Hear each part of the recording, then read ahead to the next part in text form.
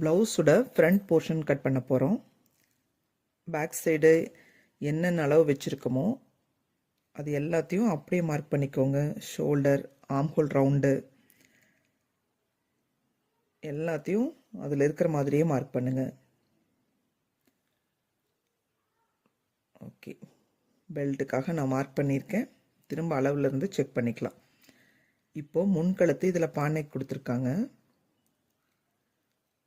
ஷோல்டர்லேருந்து ஒரு 1/2 இன்ச் அந்த ஜாயிண்ட்டுக்கு மட்டும் இறக்கி வச்சுட்டு இன்றைக்கி இதில் இருக்கிற அளவே மார்க் பண்ணுறேன்.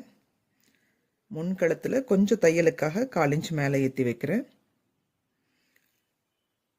இப்போது டாட்டோட அளவை பாருங்கள். டாட் இறக்கம் எவ்வளோ வருதுன்னு. அலோ ப்ளவுஸ்லேருந்து கரெக்டாக ஷோல்டர் ஜாயின்லேருந்து 1/2 இன்ச் கீழே தள்ளி வச்சுட்டு டாட் இறக்கத்தை மார்க் பண்ணுங்கள். ஜாயிண்ட்டுக்காக 1/2 இன்ச் விட்டுருங்க. இப்போ நான் சும்மா ஒரு மார்க் பண்ணுறேன். கட் பண்ணும்போது இதை டாட் இறக்கத்தோட அளவில் ஸ்ட்ரைட்டாக கட் பண்ணிவிட்டு சைடில் நான் பேக் பார்ட் அளவு தான் மார்க் பண்ணியிருக்கேன். எக்ஸ்ட்ரா எதுவும் விடலை, ஏன்னா கப் ஷேப்க்கு இங்கே அவ்வளோ தேவையில்லை. ஃப்ரண்ட் பார்ட்லேயும் அதே மாதிரி தான். இந்த அளவு உங்களுக்கு கரெக்டாக இருக்குங்கிறனால அளவு ப்ளவுஸ் அளவு வைக்கிறேன். இல்லைன்னா நான் அளவு எடுத்து தான் மேக்ஸிமம் ஸ்டிச் பண்ணுவேன்.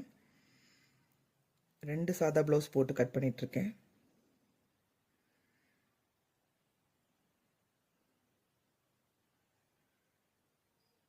ஆம்ஹோலில் கொஞ்சம் டீப் மார்க் பண்ணுங்கள். ரொம்ப ஜாஸ்தி எடுக்க வேண்டியதில்லை, இவ்வளோ எடுத்தால் போதும்.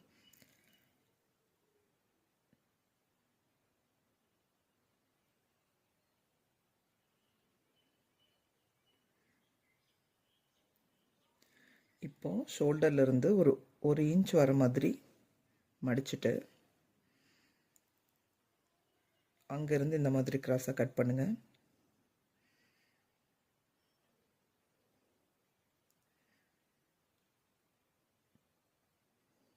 அவ்வளோதான். இப்போ செகண்ட் டாட்டுக்காக நான் சொல்லியிருக்கிறது ரொம்ப ஈஸியான மெத்தடு.